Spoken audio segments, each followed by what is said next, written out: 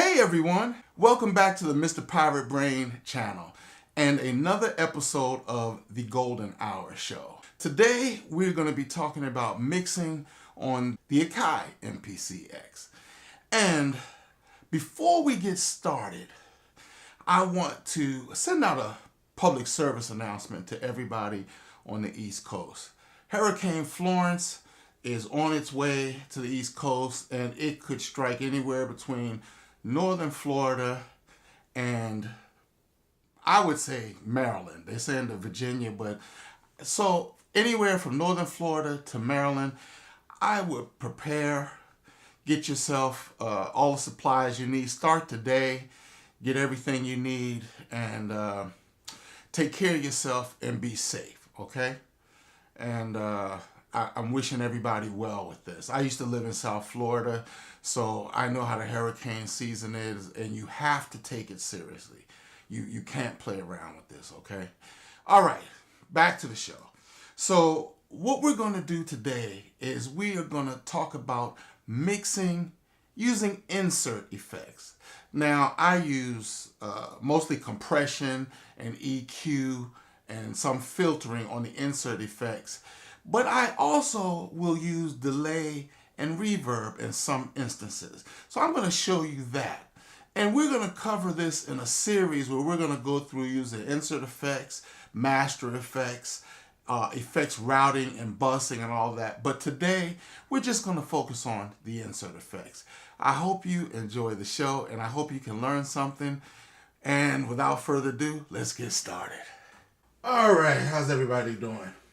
Today I'm going to show you how I do some of my mixing.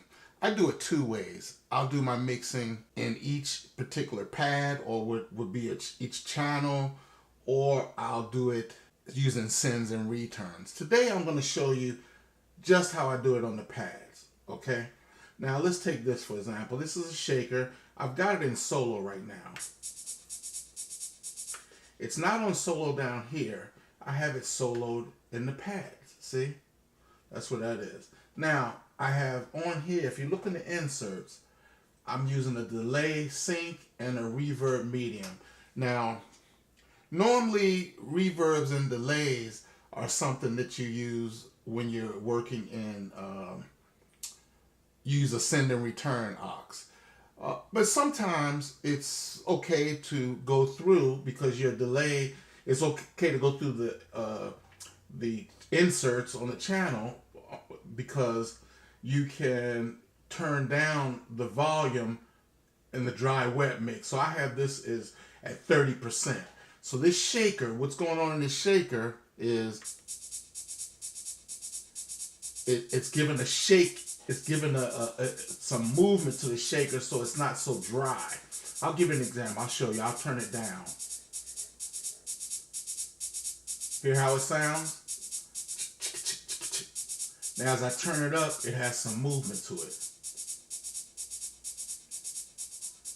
I don't want to go higher than 30%. Now you hear the difference, okay? Now if I go to the reverb, same deal. If I turn the reverb down, doesn't have the ambience. You hear the delay still, but no ambience. Then when I turn it up, I'm going to turn it up louder. Hear how it's getting lost? So I usually turn this at about 15%. So it puts it in a space, but not lost in that space, so to speak. Okay? So that's how I do on this particular one. Now, let me go back and I'll turn this off for you. So I'll unsolo it.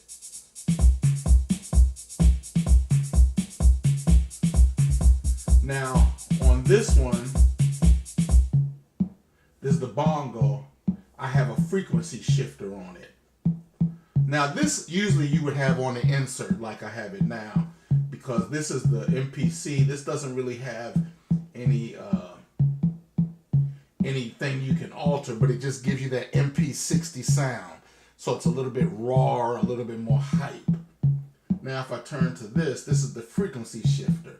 Now, if I turn this down, you'll hear a difference.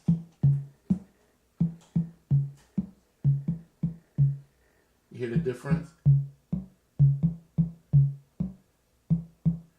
now when I turn it up,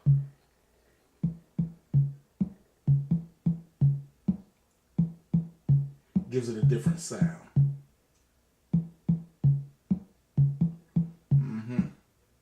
So then when I add it into the mix, you hear it in the mix. You hear that? So that gives you an idea of how the sounds can be changed on this. Now you can go and do this with every single sound in the mix. Now on the MPC, I don't really do it with the kicks, and I'll tell you why. Here we go. Now this particular kick, actually I do. I have the MPC 60 sound, so it gives it that hype sound that the MP60 has, okay? And then I have a shelving, so I took some of the lows out of it because I have a bass that's real low, and the bass cannot be in the same space as the kick, or they will interfere with each other. Let me show you in another sequence where the bass comes in. Okay. Let me see if I can go back to this one. Hold up. Okay, here we go. This has some other things going on in it, but let's focus on the bass, the kick drum and the bass.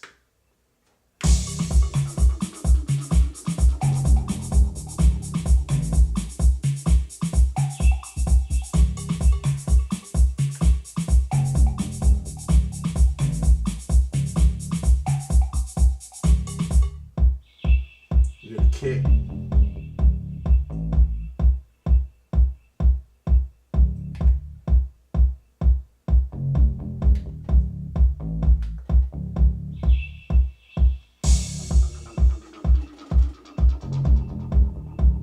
See, you can hear that kick pronounced, and you can also hear the bass. They're not conflicting with each other. Let me turn it up just a little bit. And the reason why they're not conflicting is because I took the low pass filter, the shelving low pass, and I took some of the gain out of that low pass at 38. So there's no frequency you really need below 60 on the bass. So I took it out, okay? So that just gives you an idea of how you can do some good stuff with mixing. And I just wanted to show you, to give you an idea. All right, thanks a lot. Stay tuned. I'll be doing the next one and show another element of mixing on my next one. So on my next video, I'll show you something different, and I hope this helps you with your mixing as you learn your MPCX. And a lot of people probably already know it, but I just wanted to make sure that for people that are just starting out with it, get an idea with it. Well, thanks a lot for checking it out. Hey everybody, I'm back. I hope you enjoyed this episode of the Golden Hour Show, and I hope you were able to learn something from it and help you. And if you're thinking about, if you don't have an MPCX or MPC Live and you're thinking about it, I hope this will help you take your decision. It's a great machine. It's changed my life, and I hope it can help you in your songwriting adventures.